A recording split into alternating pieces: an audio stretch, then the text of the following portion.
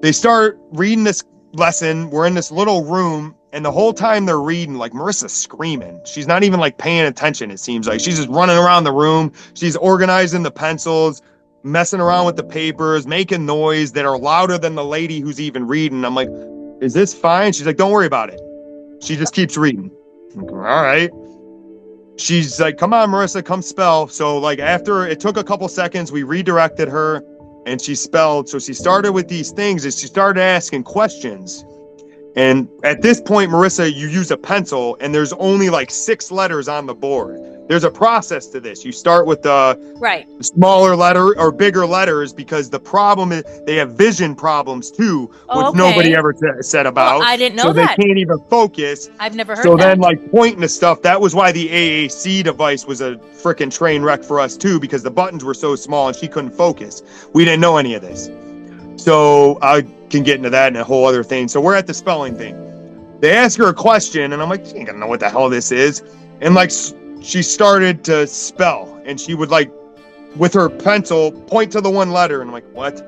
And then they bring the next board and she'd point to that letter and I'm like, she's spelling a word here. And then they bring the next letter and she might mispoke a little bit, but she was like in the area and then she poke it again. I'm like, what? She wasn't even paying attention. You know what I mean? And you're asking her this and we're talking about the color green at home. You know, like what is going on here?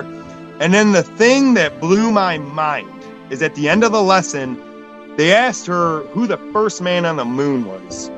And whatever, if that even happened, but regardless. That's a whole nother conversation. Yeah, that's a whole other topic. But I'll tell you what, my daughter knew it was Neil Armstrong because sure as shit, she went right to the end, right to the E. But I'm like, hey, that wasn't even on the freaking question that wasn't even on the lesson. She's like, no, that's an open question. Like, what the hell does that mean? That's like, no, that's what of previous knowledge. Like, how the hell does she know Neil Armstrong was the first man on the moon? It's not like we talk about Neil Armstrong at home. You know, it's like, no. And she basically told me, no, they know everything. And I'm like, what the hell you mean?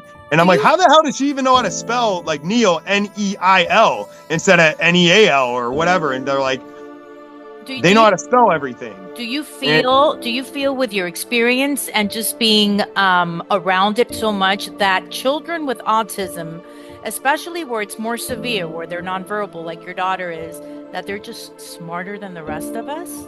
That's what I am finding out.